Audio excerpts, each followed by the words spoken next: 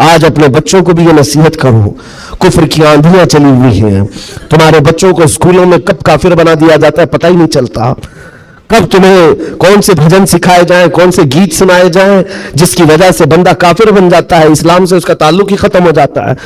اپنے بچوں کو اس بات کی تو تلقین کر کے جاؤ، بیٹا ہر چیز قربان کی جا سکتی ہے لیکن ایمان کا سودا نہیں ہوتا۔ بسم اللہ الرحمن الرحیم۔ شروع اللہ کے نام سے جو بڑا مہربان نہایت رحم والا ہے۔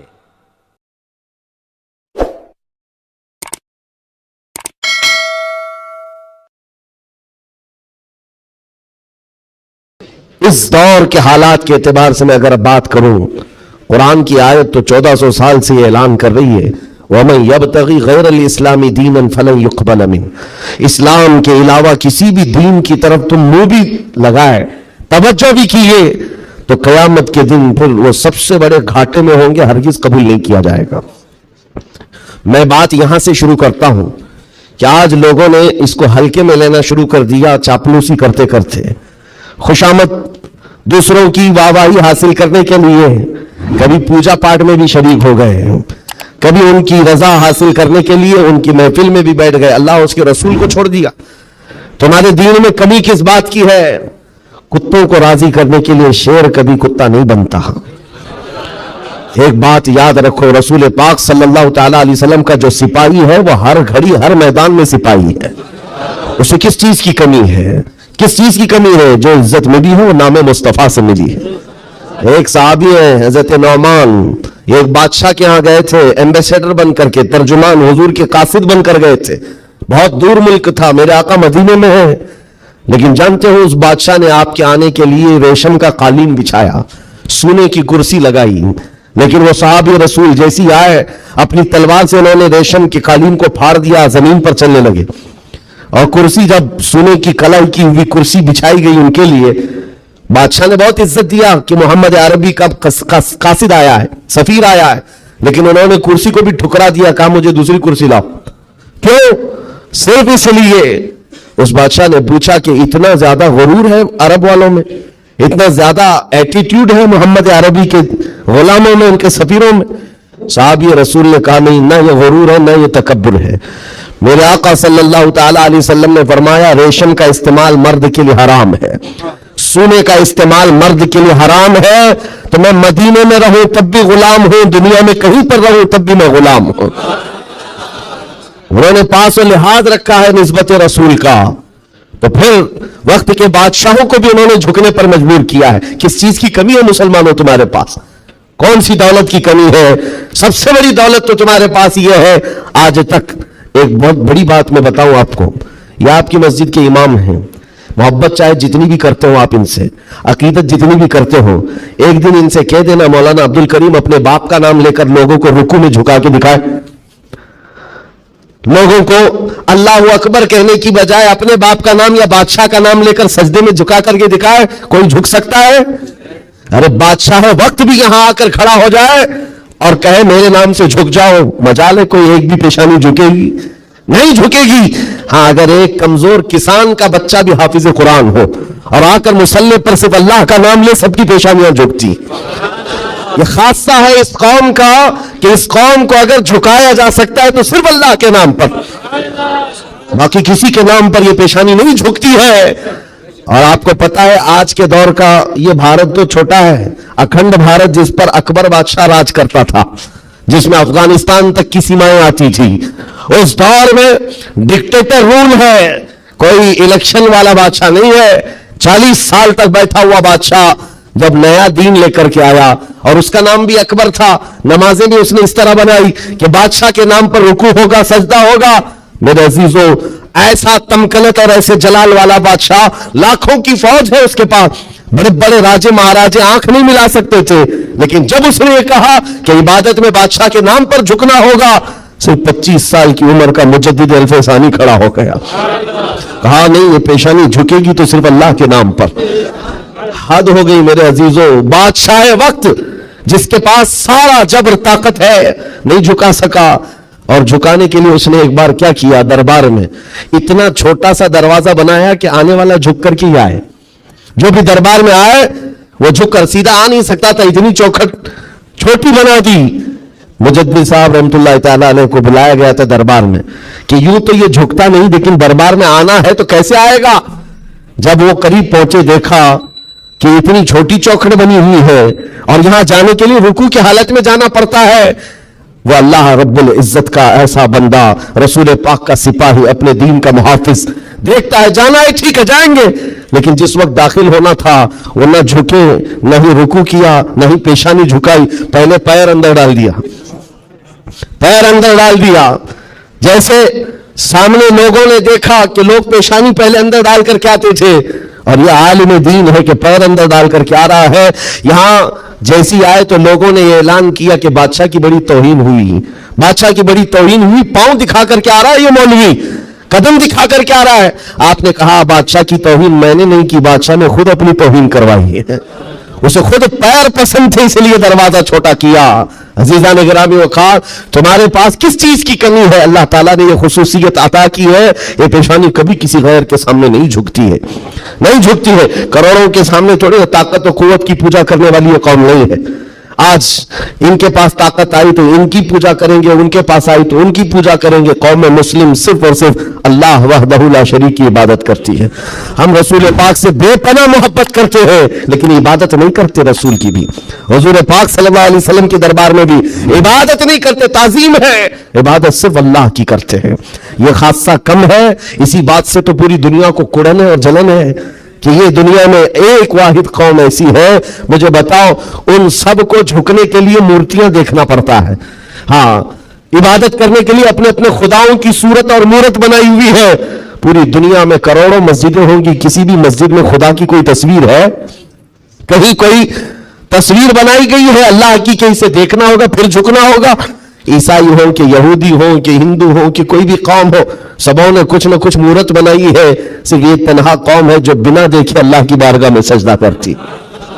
یؤمنون بالغیب، اللہ نے تعریف میں فرمایا ہے یہ غیب پر ایمان لانے والی جماعت ہے، اور جس کا ایمان ہی اتنا مضبوط ہے خدا کو دیکھا کبھی نہیں اور جھکتے ہیں۔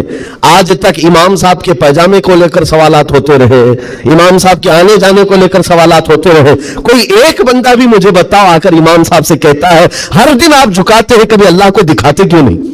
کوئی نہیں پوچھتا، ہر ایک کو پتا ہے ہمارا ایمان ہی ہے غیب پر ایمان لانے والی قوم۔ عزیزان گرامی وقار، اب میں آگے بات کرتا ہوں۔ جب اتنی خصوصیات تمہارے پاس ہے تو پھر اگر چہرہ کسی اور کی طرف جائے تو میں سمجھتا ہوں دنیا کا بدترین آدمی ہے، بد نصیب آدمی ہے، جس کو اللہ نے سب سے بڑی نعمت دی تھی اور وہ ٹھکرا کر کے دوسروں کی جھولی میں چلا گیا۔ اسی لیے قرآن کہتا ہے وَمَن يَبْتَغِ غَيْرَ الْإِسْلَامِ دِينًا فَلَن يُقْبَلَ مِنْهُ، جو اسلام کے علاوہ کسی دوسرے دین کی طرف پھر گیا قیامت کے دن ہرگز اسے قبول نہیں کیا جائے گا۔ وَهُوَ فِي الْآخِرَةِ مِنَ الْخَاسِرِينَ، وہ آخرت میں بہت بڑے گھاٹے میں ہوگا۔ میں ایک مثال دیتا ہوں آپ کو، ایک جو گھٹنا گھٹی ہے، ایک حادثہ مکہ مکرمہ کا، ایک حادثہ جو لکھا ہوا ہے کتابوں میں۔ قبرستان میں ایک وہاں پر جب کسی کا انتقال ہوا، ایک صاحب ہے وہ حاجی ہیں، وہ کہتے ہیں کہ جب قبرستان میں ہم گئے تو دفن کرنے کے لیے قبر میں قبرستان کی ساری چیزیں بھری ہوئی تھی، تو لوگوں نے ایک قبر بتائی، ایک حاجی صاحب کا انتقال ہوا تھا، کہا کہ ان کو اسی قبر میں دفن کرنا ہے۔ لوگوں نے کہا یہاں ایک عالم دین کی قبر ہے۔ اب مکہ مکرمہ کے قبر ایسے ہیں کہ 6 مہینے سال بھر کے بعد کھل جاتے ہیں، اور ممبئی والوں کو سمجھانے کے لیے آسان بھی ہے کہ یہاں پہ بھی کھول دی جاتی ہیں، جگہ کی قلت ہے۔ تو جب دفن کرنے کے لیے اس عالم دین کی قبر کھولی گئی تو وہاں وہ عالم دین نہیں ہوا، ایک جوان لڑکی سوئی ہوئی ہے، ایک نوجوان لڑکی ہے۔ تو جو جنازے میں آئے ہوئے تھے انہوں نے، ایک حاجی نے کہا میں تو اس لڑکی کو پہچانتا ہوں، یہ عرب کی نہیں ہے، مکہ کی نہیں، یہ فرانس کی رہنے والی اور کرسچن لڑکی ہے، یہ عیسائی لڑکی ہے۔ کہا یہ کیسے ہو سکتا ہے، ناممکن ہے۔ گھر سارے لوگوں کو جو خبر تھی وہ ایک اچھے عالم دین کی قبر تھی، یہاں ایک دوسری لڑکی کیسے دفن ہے؟ تو یہ ہنگامہ ہوا، بات پھیل گئی۔ اس کے بعد تحقیق کرنے لگے، جو علماء تک بات گئی تو علماء نے کہا کہ اگر یہ جو بندہ کہہ رہا ہے کہ یہ فرانس کی رہنے والی، یورپ کی رہنے والی لڑکی یہاں پر ہے، تو معلوم کرتے ہیں کہ وہاں حقیقت میں یہ لڑکی، اس کی شکل، تو کچھ لوگ ایک وفد کی شکل میں یورپ گئے ہیں، اس حاجی صاحب کے ساتھ جنہوں نے یہ پتہ بتایا تھا یہ لڑکی کو میں جانتا ہوں، جا کر کے اس کے گھر معلوم کیا کہ کیا تمہارے گھر میں فلاں فلاں شکل کی یہ لڑکی تھی؟ کہا ہاں انتقال ہوا تھا، چند ہی مہینے ہوئے انتقال ہوا ہے۔ کہا کیا کیا تم نے؟ کہا ہم عیسائی رسم و رواج کے اعتبار سے اپنے قبرستان میں دفن کیا ہے، ہم کرسچن ہیں، عیسائی رسم و رواج سے ہم نے دفن کیا۔ تو جو گیا تھا وفد اس نے پوچھا کہ کچھ اس کی عجیب چیزیں تھی؟ تو لوگوں نے کہا کہ ہاں ایک چیز تھی، ہمیں اندازہ ہو گیا تھا کہ وہ اسلام لا چکی تھی، ہم نے اس کو مارا توڑا بہت کچھ کیا ہے۔ تو پھر یہ بات خبر پھیلی اس لڑکی کے اسلام لانے کی، تو مقامی علماء کو پوچھا گیا، ایک عالم دین نے کہا ہاں وہ لڑکی دل و جان سے اسلام کو قبول کرتی تھی اور پیارے حبیب صلی اللہ علیہ وسلم سے بے پناہ محبت کرتی تھی، اور گھر والوں کے ظلم و ستم کو سہ نہ سکی، جان دے گئی اور مر گئی، لیکن ہم مجبور تھے، گھر والوں سے ہم کچھ نہیں کر سکتے تھے۔ لیکن اس لڑکی نے ایک مرتبہ کہا تھا کہ میرے مرنے کے بعد میرے آخری رسم و رواج اسلام کے مطابق ہو، ہم نہیں کر سکے کیونکہ خفیہ طور پر وہ مسلمان تھی، ہم ایکشن نہیں لے سکتے تھے، اور ہمیں اس بات کا افسوس ہے کہ اسے عیسائی قبرستان میں دفن کر دیا گیا۔ سنو حیرت کی بات ہے، لوگ ایک بہت عجیب اچنبے میں پڑتے جا رہے ہیں، نئی نئی باتیں کھلتی جا رہی۔ تو اس کے بعد یہ فیصلہ ہوا کہ آئے ہوئے وفد نے اور گھر والوں کو اطلاع دے کر کے کہ ہم چلتے ہیں جس قبرستان میں آپ نے اپنی بیٹی کو دفن کیا ہے، ہم جا کر کے دیکھنا چاہتے ہیں وہاں ہم۔ تو عیسائی قبرستان میں بڑی مشکل سے انہوں نے کہا کہ ٹھیک ہے، قبر کھولی گئی تو وہاں وہ عالم دین سویا ہوا جس کو مکہ میں دفن کیا گیا تھا۔ اب حیرت کی انتہا اور ہو گئی، اس کا اس عیسائی قبرستان میں کیا لینا دینا، یہ آیا کیسے، یہاں پہنچا کیسے؟ میرے عزیزو، یہ بات اگر لکھی ہوئی نہ ہوتی تو میں کبھی نہیں کہتا۔ اور جب اور حیرت بڑھ گئی، وہ وفد علماء کا واپس آیا، کہا کہ اس راز کو ہم معلوم کرتے ہیں اس عالم کے گھر سے ہی۔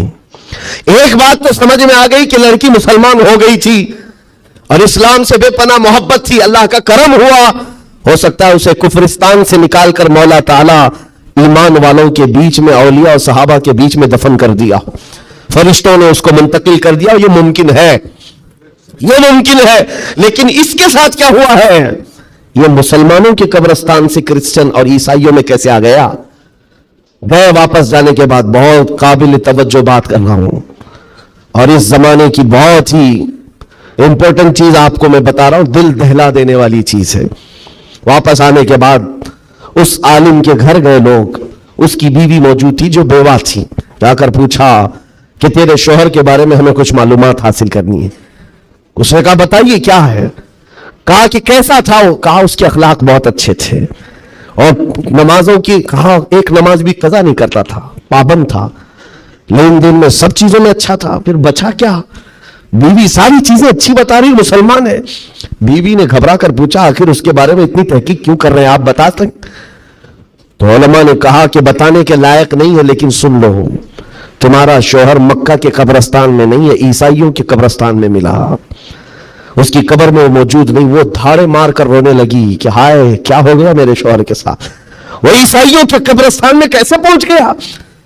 اور جب اس کا غم میں کچھ افاقہ ہوا تو خاتون کہتی ایک بات ہے جو بات مجھے آج کہنا ہے، توجہ، عورت کہتی ایک بات ہے، میرا شوہر سب اچھا تھا، لیکن کیا ہے جانتے ہو، جب ہم لوگ رات کو سوتے یا جمع کرتے غسل واجب ہوتا تو ہر بار میرا شوہر ایک بات کہتا کہ عیسائیوں کے مذہب میں کتنا اچھا ہے کہ غسل واجب نہیں ہوتا، یہ ہمارے اسلام میں ہے کہ بار بار نہانا پڑتا ہے، عیسائیوں کے مذہب میں جو ہے جمع کرنے کے بعد غسل واجب نہیں ہوتا، کتنا اچھا ہے۔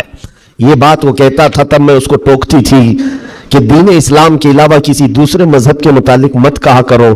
بار بار وہ یہ کہتا تھا، شاید یہ وجہ ہے کہ موت کے بعد اسے وہیں پہنچا دیا گیا جہاں کی وہ بات کرتا تھا۔ وَمَن يَبْتَغِ غَيْرَ الْإِسْلَامِ دِينًا فَلَن يُقْبَلَ مِنْهُ، قرآن کہتا ہے جو اسلام کے علاوہ دوسرے دین کی طرف منہ پھیرا ہرگز نہیں قبول کیا جائے گا۔ اور میرے آقا فرماتے ہیں من تشبہ بقوم فہو منہم، جس نے کسی دوسری قوم کی مشابہت اختیار کی، قیامت کے دن اسی قوم کے ساتھ اسے اٹھایا جائے گا، اسی قوم کے ساتھ اٹھایا جائے گا۔ مسلمانوں، آج ایمان مضبوط کرنے کا وقت آ گیا آپ کے، हवाओं को देखकर, तूफानों को देखकर आप अपने दीन में जरा भी लचक ना लाना। कलमा तैयबा पर अगर हमले होने लगे तो क्या तुम अपना कलमा बदल लोगे? अजान से अगर किसी को नफरत होने लगी तो क्या अजान के कलमे बदल लोगे? ये दुनिया अगर तुम बदलने लग गए तो इतना बदलेगी कि इंसान की बजाय कुत्ता बनाकर रख दे, तब भी वो राजी नहीं होंगे, तब भी वो राजी नहीं होंगे। हमने देखा है उन लोगों को जो आज भी धोतियां उठा करके चलते हैं, जूतियां उठा करके चलते हैं, उनकी हैसियत क्या है? आज कुफार और मुशरिकीन के कदमों में बैठ करके वो सोचते थे कि सख्ता मिल जाए, तख्ता मिल जाए, मिला कुछ नहीं, इस्तेमाल होते रहे, जलील इतने हुए कि ना अपनी कौम के रहे ना उस कौम के रहे। काश एक बार मेरे मुस्तफा का वफादार बनकर देखता, एक बार बन करके देखता, फिर इज्जतें क्या है? अल्लाह अकबर, जब तक बिके न थे तो कोई पूछता न था। या रसूल अल्लाह, तुमने खरीद कर हमें अनमोल कर दिया है। हुजूर के कदमों में जो इज्जत है वो कहीं नहीं मिल सकती। तख्त के लिए, सत्ते के लिए जो लोग अपना मिशन भूल गए, अपना दीन भूल गए, अपना ज़मीर बेच लिए, मेरे अजीजों बहुत बड़े घाटे में है, बहुत बड़े घाटे में है। जिंदगी में एक बात याद रखो, इसीलिए मैंने उसी हदीस से ये बात शुरू की। अल्लाह के नबी फरमाते हैं, कुफ्र की तरफ पलटने को इतना नापसंद करता हो जितना आग में हाथ डालने को नापसंद करता हो। आग में हाथ डालने को नापसंद करता हो, इतना सख्त नापसंद करता हो, तब जाकर के उसको ईमान की लज्जत मिलेगी, ईमान की हलावत मिलेगी। आज अपने बच्चों को भी ये नसीहत करो, कुफ्र की आंधियां चली हुई हैं।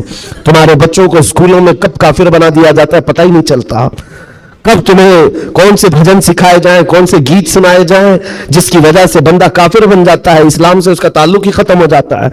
अपने बच्चों को इस बात की तो तलकीन करके जाओ, बेटा हर चीज कुर्बान की जा सकती है लेकिन ईमान का सौदा नहीं होता, ईमान का सौदा नहीं होता। ईमान ये अल्लाह ताला की तरफ से दी हुई ऐसी बड़ी नेमत है, करोड़ों है दुनिया में, मगर मौला ने तुम्हें चुना है दीन इस्लाम के लिए, और उसमें भी मुसलमानों ने भी अल्लाह का कितना बड़ा एहसान है। हजारों फिरके हैं लेकिन आशिकों में तुम्हें चुना गया है। हाँ, हुजूर की मोहब्बत करने वाले सिपाहियों में तुम्हारा नाम आता है। अपने गैर भी आज कहते हैं कि सबसे ज्यादा अपने नबी को पुकारने वाली कोई कौम है तो अहले सुन्नत व जमात है।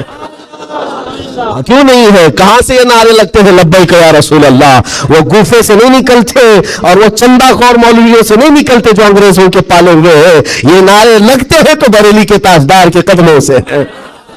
जो वाबस्ता है आशिकों की जमात है वही से। दुनिया को ये अच्छी तरह से मालूम है, अपने नबी से सबसे ज्यादा वाबस्ता कोई कौम है इस रुए जमीन पर तो अहले सुन्नत व जमात है, अहले सुन्नत व जमात है। इस चीज का सौदा कभी होने मत देना है मेरे अजीजों, इस चीज का सौदा होने मत देना। लोग ये कहते हैं सेकुलर बनकर के जीना चाहिए, ये भी अच्छा वो भी अच्छा। मैं कहता हूं वो तो मुनाफिक है। फिर सेकुलर का मतलब मुनाफिक है, दिल में कुछ और रखता है, सामने कुछ और दिखाता है। इस्लाम में ये सेकुलरिज्म नहीं है। इस्लाम ये कहता है ला आबुदु मा ताबुदुन, मैं उसकी इबादत नहीं करता जिसकी तुम करते हो। जानते हो मेरे आका सल्लल्लाहु ताला अलैहि वसल्लम ने दो टोक जुमलों में कहा था। ऐसा नहीं है कि मसलहत मेरे आका से ज्यादा कौन जानता है। आज लोग ये कहते हैं कि सब हालात बनाए रखने के लिए हमें करना पड़ता है, हालात बनाए रखने के लिए तुम्हें करना पड़ता है। ये कैसी बात हुई? ये वो लोग हैं जो हालात बनाए रखने के लिए अपनी मां और बहनों की इज्जत भी दांव पर लगा देंगे। जब दरिंदा कोई डाकू उसको खुश करना हो तो क्या तुम अपनी औरतों का सौदा कर सकते हो? गैरत मर गई होगी ऐसे बंदे की।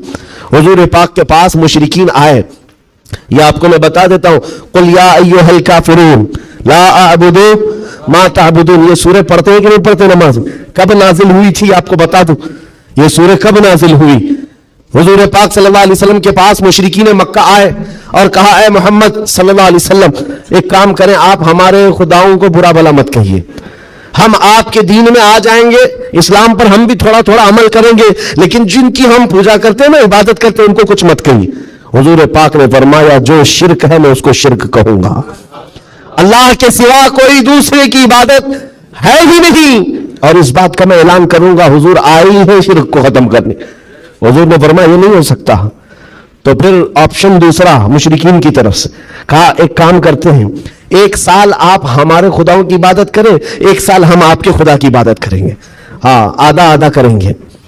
आज बहुत सारे लोग अगर ये करने की कोशिश कर रहे हैं तो सुन ले, आधा आधा करेंगे, हम भी आपके यहां जाएंगे, आप भी हमारे यहां आएंगे, हुजूर पाक सल्लल्लाहु ताला अलैहि वसल्लम ने फरमाया, हरगिज नहीं हो सकता, तुम चांद और सूरज मेरे हाथ में लाकर रख दो, मैं उसकी इबादत नहीं करता जिसकी तुम करते हो, मैं पालनहार हकीकी की इबादत करता हूं।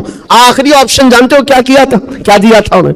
मुशरिकीन ने कहा चलो मोहम्मद सल्लल्लाहु अलैहि वसल्लम, आप ये भी नहीं मानते वो भी नहीं मानते, तो कम से कम इतना करो कि सिर्फ और सिर्फ हमारे खुदाओं पर एक बार हाथ रख दो, बस छू करके चले जाओ। नबी पाक सल्लल्लाहु अलैहि वसल्लम से सिर्फ इतना तकाजा था उनका कि आप हाथ लगाकर चले जाएं। यहां तो सर झुकाने वाले भी मौजूद हैं, हाथ लगाकर चले जाएं।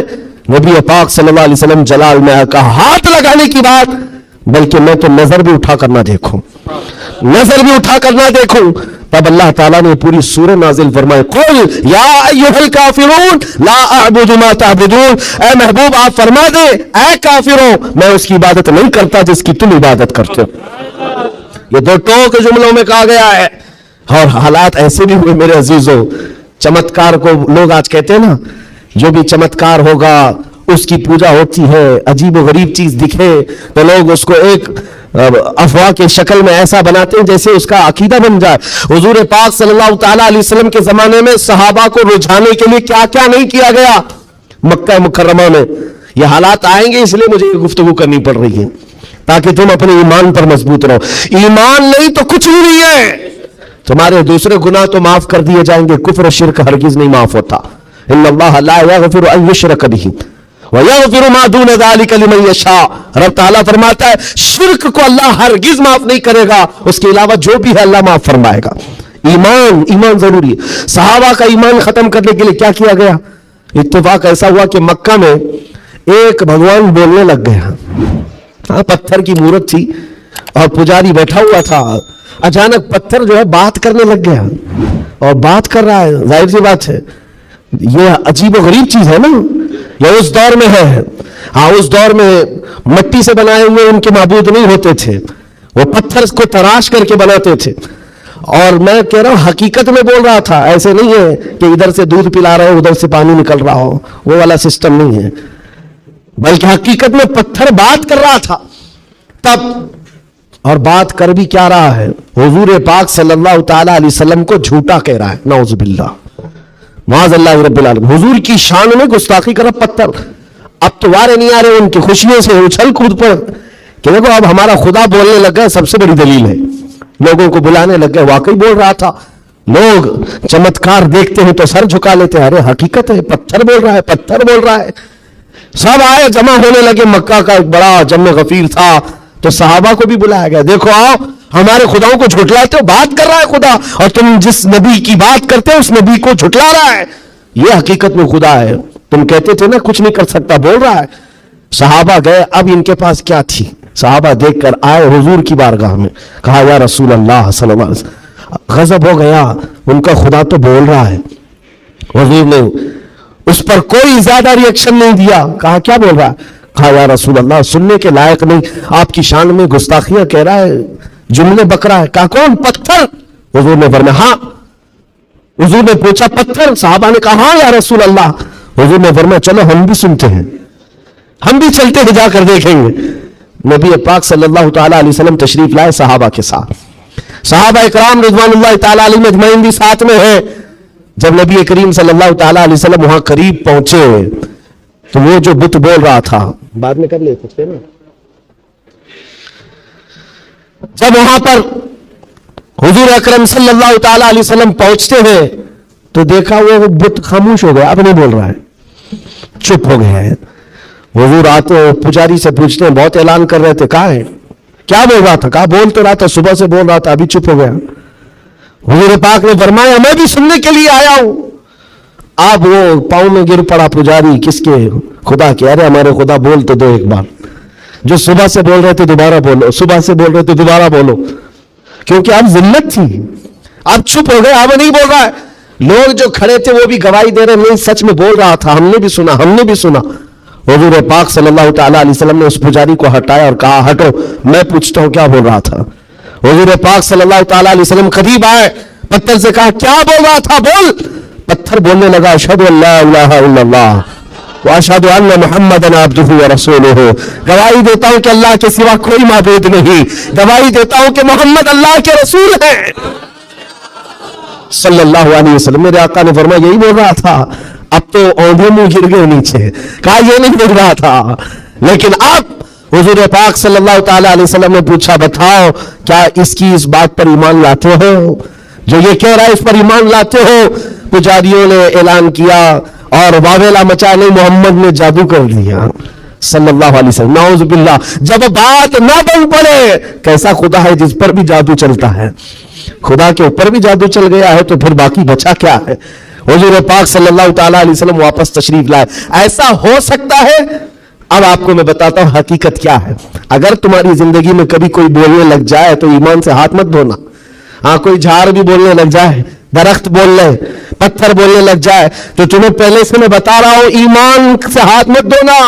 ہو سکتا ہے یہ چیزیں اب تو کرنٹ کا زمانہ ہے، بیٹری لگا کر کے کچھ بھی بولا جائے، لیکن اس دور کی بات کر رہا ہوں جب کوئی بیٹری اور سیل نہیں تھی، اب تو گڈی گڑیا بھی بولتی ہے۔ اس دور میں کیا ہوا کیا تھا، پتھر بولا کیسے؟ نبی پاک صلی اللہ تعالی علیہ وسلم واپس تشریف لے جا رہے تھے، بیچ راستے میں میرے آقا کھڑے ہو گئے، ایک صاحب آئے جنگل کی طرف سے، ان کے ہاتھوں میں تلوار تھی، خون تھا۔ نبی پاک صلی اللہ علیہ وسلم ان سے گفتگو کرتے رہے، پھر وہ اچانک غائب ہو گئے۔ پوچھا صحابہ نے کون تھے؟ حضور فرماتے ہیں وہ جنات میں سے میرے ایک صحابی ہیں، جنات میں ایمان لائے ہوئے۔ حضور سے پوچھا صحابہ نے کیا معاملہ ہے؟ کہا اس میرے صحابی نے خبر دی کہ ایک مشرک اور کافر جن تھا جو پتھر میں جا کر کے بول رہا تھا، پتھر میں جا کر وہ بول رہا تھا، جن کی آواز تھی اور کافروں کو لبھا رہا تھا، آپ کے خلاف بول رہا تھا، اور ہمیں یہ خبر ملی، ہم اپنے محلے میں بیٹھے تھے، جنات کے بھی محلے ہیں، آبادیاں ہیں، سب ہیں، وہ جن صحابی کہتے مجھے خبر ملی کہ ایک گستاخ ایک کافر پتھر میں گھس کر آپ کے خلاف بول رہا ہے، اسی وقت میں تلوار لے کر کے نکلا، اور جس وقت آیا تو اتفاق تھا کہ آپ بھی وہاں پر تشریف لائے ہوئے تھے، میں آپ کے آنے سے پہلے اس کا قتل کر چکا تھا، اور جب آپ نے فرمایا پتھر کو بول، کیا بول رہا تھا؟ تب میں نے کہا تھا اشہد ان لا الہ الا اللہ۔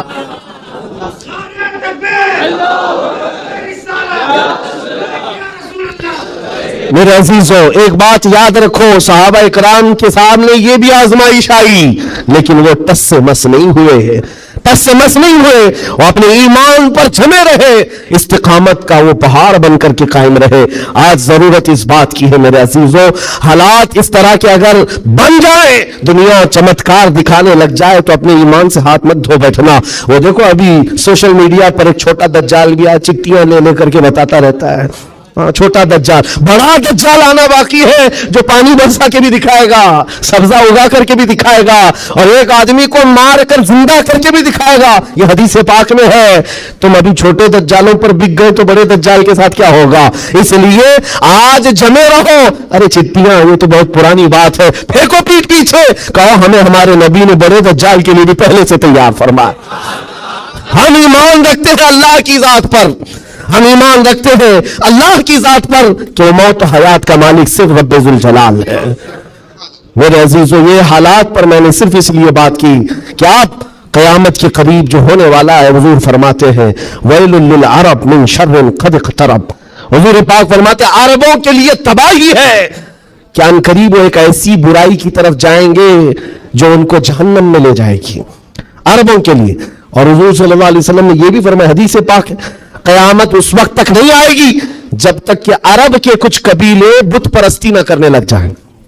عرب میں ہوگا یہ، عرب میں بت پرستی ہونے لگ جائے گی، مشرکین وہاں پیدا ہو جائیں گے۔ یہ حدیث میں 1400 سال پہلے میرے آقا نے فرمایا۔ تو تم کبھی ان کو جبے کبوں میں دیکھ کر، پوجا پاٹ کو دیکھ کر یہ مت سمجھنا اسلام فلیکسیبل ہے، اسلام میں سب کچھ ہو سکتا ہے۔ وہ تو آپ نشے کے اڈے بھی کھول نہیں رہے ہیں، اور کھول رہے ہیں۔ شراب پر سے پابندی ہٹا کر کے سعودی عرب میں اب شراب بیچنے پر بھی بات آ گئی، عورتوں کا حجاب ختم ہے، مشرکین کا داخلہ ممنوع تھا، لیکن اب مدینہ رسول میں بھی مشرکین کا آنا اور اس کی اجازت دے دی گئی ہے۔ یہ ساری قیامت کے قریب کے حالات جو حضور نے پہلے بیان فرمائے، میرے آقا نے فرمایا ہے یہ عرب اس برائی کی طرف جا رہے ہیں جو ان کو جہنم میں لے جانے والی ہے، اور قیامت سے پہلے یہ ہوگا، لیکن ان کے یہ سارے کارنامے ہمارے لیے دلیل نہیں ہے۔ حرم مکہ کا امام کیا کرتا ہے یہ ہمارے لیے دلیل نہیں، صدیق اکبر کیا کہتا تھا وہ ہمارے لیے دلیل ہے، فاروق اعظم کیا کہتا تھا وہ دلیل ہے، عثمان غنی اور حیدر کرار کیا کہتے تھے وہ دلیل ہے۔ یہ بکے ہوئے لوگ اگر منبر پر چڑھ گئے تو ان کے خد و خال دیکھ کر کے تم مت بگڑ جانا۔ یہاں سے حالات ایسے ہو سکتے ہیں خانہ کعبہ کے منبر پر کھڑے ہونے والا امام بھی اسرائیل کی فتح کے لیے دعا کر سکتا ہے، یہ ایمان بیچے ہوئے لوگ آ سکتے ہیں، اس لیے کہ یزید کا دور بھی آیا ہے، کرامتہ کا دور بھی آیا ہے، باطل قوتوں کا دور بھی آیا ہے جب انہوں نے کعبے کی امامت کی ہے، لیکن اہل سنت و جماعت ہمیشہ اس بات پر قائم رہے ہیں ان لوگوں سے ہمارا دین نہیں چلتا، اللہ اور اس کے رسول کی حقانیت اور قرآن سے ہمارا دین چلتا۔ اور ایک بات آخری، اسلام اپنا دفاع خود کرتا ہے، اسلام اپنا ڈیفینس خود کرتا ہے۔ کفار و مشرکین کو اگر یہ لگتا ہے کہ مسلمان سوئے ہوئے اسلام کا کچھ بھی کر لیں گے، یہ ناممکن ہے، پاسبل نہیں۔ ہم جیسے کروڑوں بھی سو گئے تب بھی اسلام قائم رہے گا۔ اسلام اپنا ڈیفنس خود کرتا ہے، کیوں؟ اس لیے کہ یہ انسانوں کا بنایا ہوا دین نہیں ہے، خلاق کائنات کا دین ہے۔ اور قرآن میں رب تعالیٰ نے فرمایا یریدون لیطفئوا نور اللہ بافواہہم، لوگ اپنے منہ کے پھوکوں سے اسلام کا چراغ بجھانا چاہتے ہیں اور اللہ اپنا چراغ مکمل کر کے رہے گا۔ ولو کرہ الکافرون، اگرچہ کافر ناپسند کرے۔ اور ایک بات سن کر کے جائے، میرے رب کا وعدہ ہے قرآن پاک میں، یہ دین اسلام پوری دنیا پر غالب آ کر رہے گا، آ کر رہے گا۔ یہ بات میں نے کئی جگہ سٹیجوں پر کی تو کچھ لوگوں نے کہا بھی تھا جو نان مسلم ہیں، انہوں نے کہا تھا کہ مولانا ایسے بیٹھ کے چلا رہا ہے، حالات دیکھتا نہیں ہے، فلسطین میں ان کے ٹکڑے ہو رہے ہیں، شام کو تباہ کر کے رکھ دیا گیا ہے، عراق میں ان کے جنازے نکلتے ہیں، افغانستان کو توڑ کر رکھ دیا گیا ہے، اور یہ مولانا چلا کر کہتا ہے اسلام پوری دنیا میں غالب آ کر رہے گا۔ یہ اپنا محلہ نہیں بچا پاتے، پوری دنیا کی بات کرتے ہیں۔ ظالموں تمہیں خبر کیا ہے، اسلام زندہ ہوتا ہے ہر کربلا کے بعد۔ تاریخ یہ بتاتی ہے اگر اسلام کو ختم ہونا ہوتا رسول اللہ کے نواسی کی شہادت کے بعد ختم ہو جاتا، علی اصغر علی اکبر کی شہادت پر ختم ہوتا، جب رسول اللہ کے گھرانے کی شہادت پر اسلام نہیں رکا، ہمارے ہزاروں کے قتل پر کبھی اسلام نہیں رک سکتا۔ ایک غزہ ایک فلسطین کیا، ہزاروں غزہ تم اس زمین پر قائم کر کے دکھا دو، تب بھی میرا چیلنج ہے، اسلام تھا، اسلام ہے اور اسلام رہے گا۔ اسلام تھا، اسلام ہے، اسلام رہے گا۔ نبی پاک صلی اللہ تعالیٰ علیہ وسلم کا لایا ہوا یہ وہ حسین شجر ہے جس کی جڑیں تحت الثری میں ہے اور جس کی شاخیں اوج ثریا پر ہے، اس کے پتے کو ہلانا بھی مشکل ہے۔ لوگ آج یہ سمجھ کر کے بیٹھے مسلمانوں کو مارنا اس کا مطلب اسلام ختم ہونا، ایسا نہیں ہے۔ مسلمانوں کا قتل اسلام کا قتل نہیں ہے، مسلمان اس کی حفاظت کے لیے نہیں ہے میرے عزیزو، اللہ اس کی حفاظت فرما رہا ہے، اللہ اس کی حفاظت فرما رہا ہے، اور آپ سب کی ذمہ داری یہ ہے، آپ سب کی ذمہ داری ہے۔ ایک سوال کا جواب اور بھی، کسی کے ذہن میں یہ چیز آتا ہے، یہ سوال آتا ہے تو اس کے اطمینان کے لیے کہہ رہا ہوں، بار بار یہ کہتے ہیں اچھا آپ کا دین حق پر ہے، آپ کا خدا حق ہے، آپ کا رسول حق ہے، تو اتنے مارے کیوں جاتے ہیں تم لوگ؟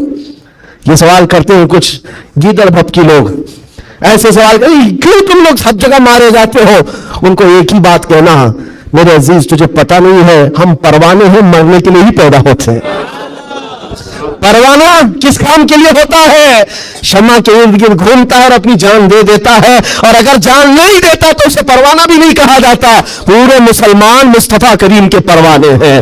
تو شمع رسالت ہے، عالم تیرا پروانہ، تو شمع رسالت ہے یا رسول اللہ، عالم تیرا پروانہ۔ اسی لیے ہم نے یہ کہا حضور پاک شمع ہے اور ان کے پروانے ہیں، اگر یہ مرتے ہیں کٹتے ہیں تو اس تعجب کی بات نہیں ہے، پروانے کا کام یہ اپنی جان دینا، پروانے کا کام ہی جان دینا۔